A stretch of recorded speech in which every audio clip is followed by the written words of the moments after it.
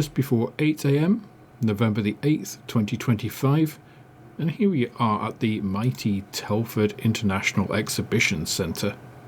Now we're going to be entering through E4, which is not a generally public accessible entrance. It's actually where the traders and club entries go, and if you're entering with a club, this will be where you go through to set up and enter on the day. It's also where you get in with a press pass, which is what I had, so I got in line and shuffled forward at 8 o'clock to enter into Telford and start my weekend. Now I'm going to give you a quick view here as I enter of the last hall that I'll actually cover. That'll be on the third video in this series, but we're actually going to start at the opposite end in the entrance hall. So this is the entrance hall, the hall that you first go into as an IPMS member or a member of the public. So this is actually the smallest of all the halls and what I'm going to be showing you today. This is where everybody is waiting patiently in line, and you can wait in this line for up to an hour as an IPMS member on the first day. And of course, if you're not an IPMS member, you can wait even longer. So the advice here is to arrive early if you want to go in first. Otherwise, actually arriving a little bit later if you're here for the 2 days is advisable, so you can avoid this queue completely. Now this is actually when IPMS membership is open at 9 o'clock. And you can see to start with it's a little bit of a trickle and then it turns into more of a flow.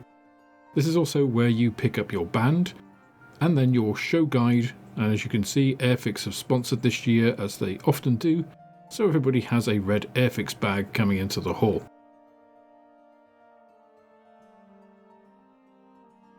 This also contains some other goodies, so it's worth having a look in.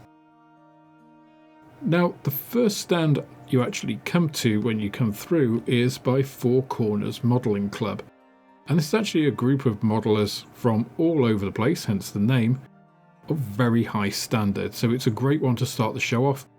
It also happens to be the club of a friend of mine, Phil Stachinkas. He's the chap second in from the left there, who works for Games Workshop, and as you can see, not only was he a sculptor for Forge World and has made various vehicles, here of course all in Iron Fist yellow, but he's also an avid World War II modeller and has done some exceptional dioramas, and he is now in charge of the Warhammer World diorama displays in Nottingham, which kind of gives you the level that they're playing at here.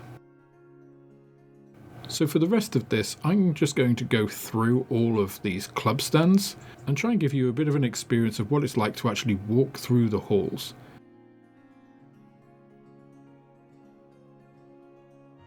Now bear in mind I'm just walking around when only IPMS members are present, and it does get a lot more crowded than that going forward.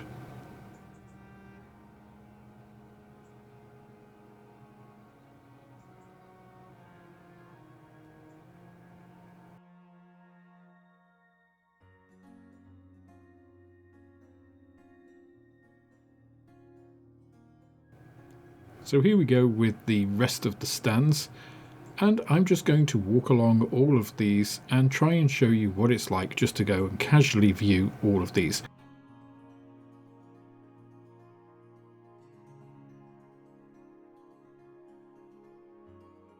In the last video I will actually show you kind of some of the models that drew my attention, but it's obviously impossible to photograph every single model here.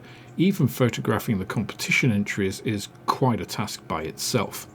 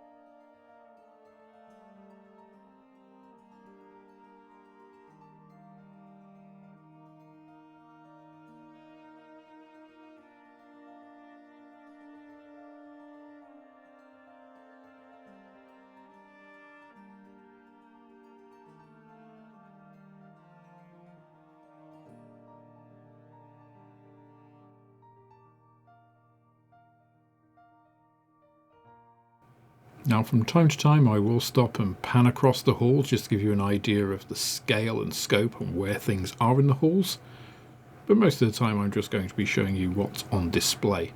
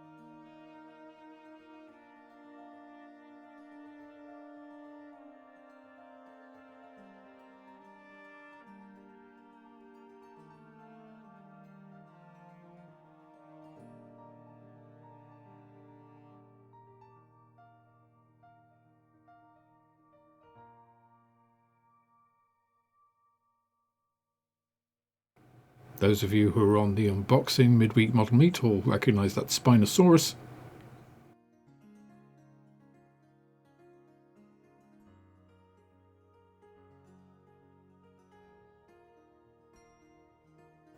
And here we are at the entrance to the second hall. Now I'm not going to go down there, but just to give you the context of where it is in regards to the hall. There are also various traders scattered in amongst all these displays.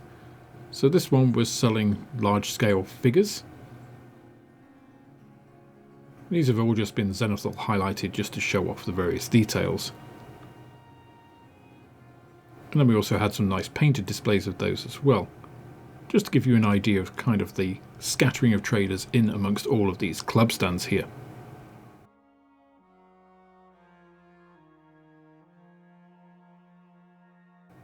You can also get an idea of how wide these aisles are. So it's quite easy to get around, especially in the early stages. It becomes a little bit more crowded when everything is fully up to speed after the general public entrance. And I'll talk a little bit more about that later on.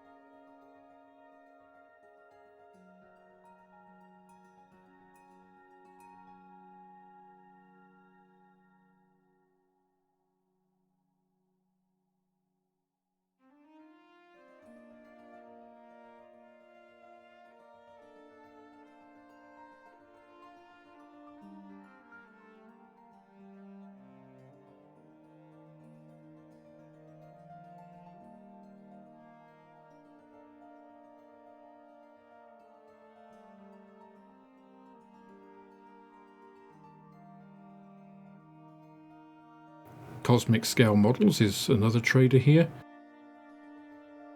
and they specialise in, if you hadn't guessed, sci-fi models and of quite a large scale. Note, however, these do set you back quite a lot, although you can get some really unusual subjects like this wonderful 1950s War of the Worlds model.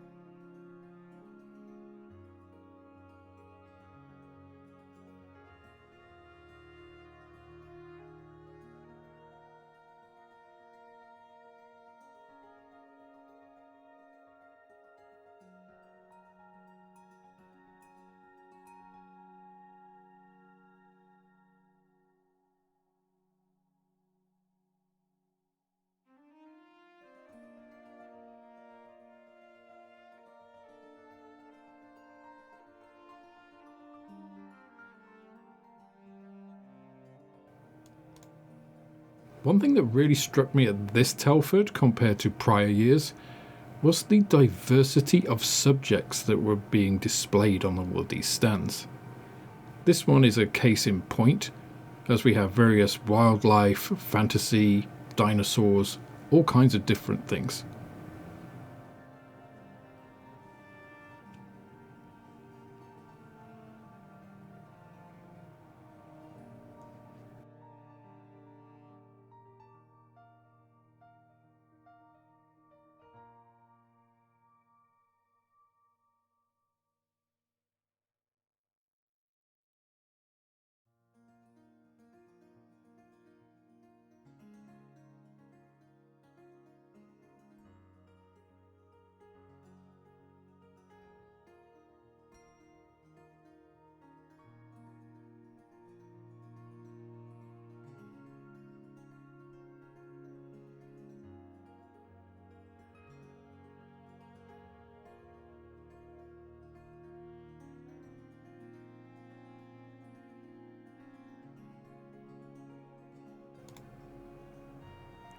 Now, there were plenty of Jerry Anderson models on display during this Telford too, but this stingray and the stingray fish really stood out for me.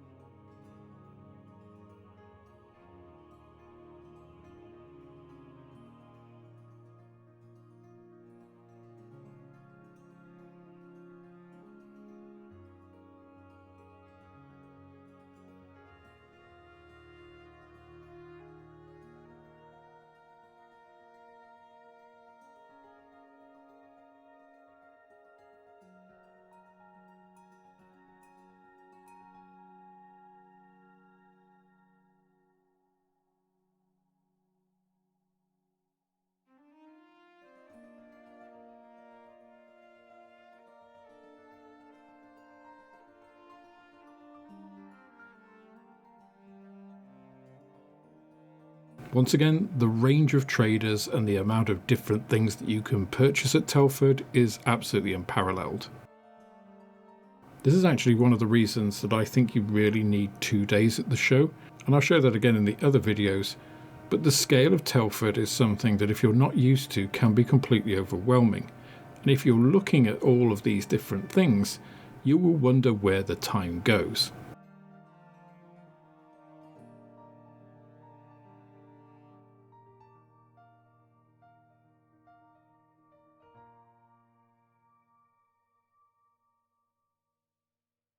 Now, a lot of the stands, particularly in the first hall, do seem to have a lot of snacks. Now, this tends to be where the international SIGs and clubs are, so you do get a good variety of different snacks, and it's quite useful to pop by these and get a few things to keep your sugar levels up.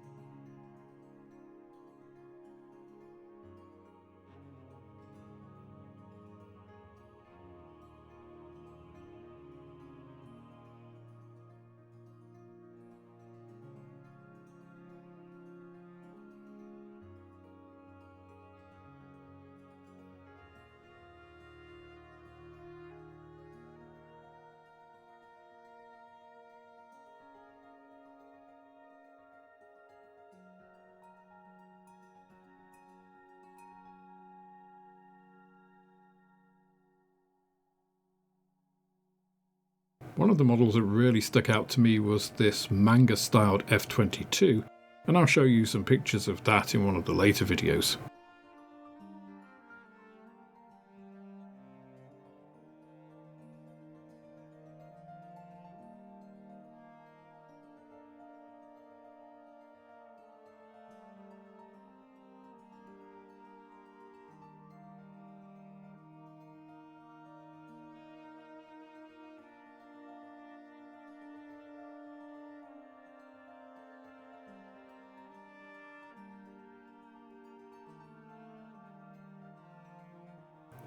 One of the things I've mentioned in the past about a reason to go to a scale model show, and it applies to Telford probably more than any other, are second-hand items, and books certainly fall into that. It was certainly one of the purchases that I made at Telford, and reference material, if you're looking for it, is there in abundance, as well as second-hand kits, as you can see here.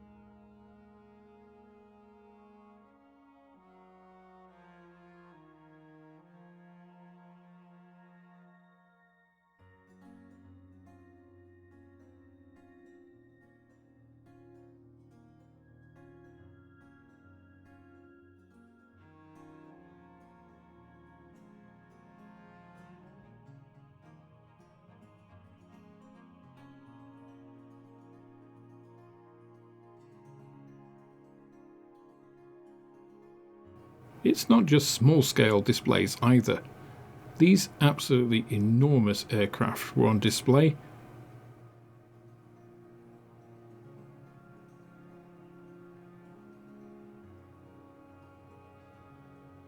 and I can only imagine how difficult it is to get these to the show.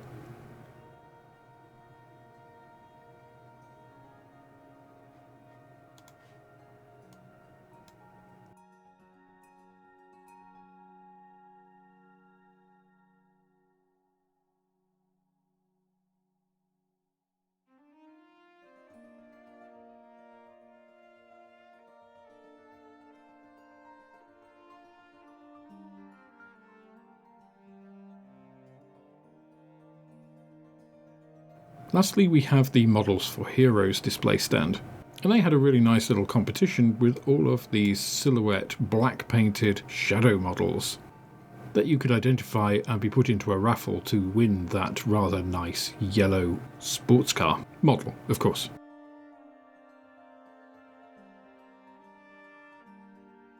As I've said before, Models for Heroes is probably the best place to send your Airfix flying hours, as they support veterans and service people, as modelling is extremely good for mental health.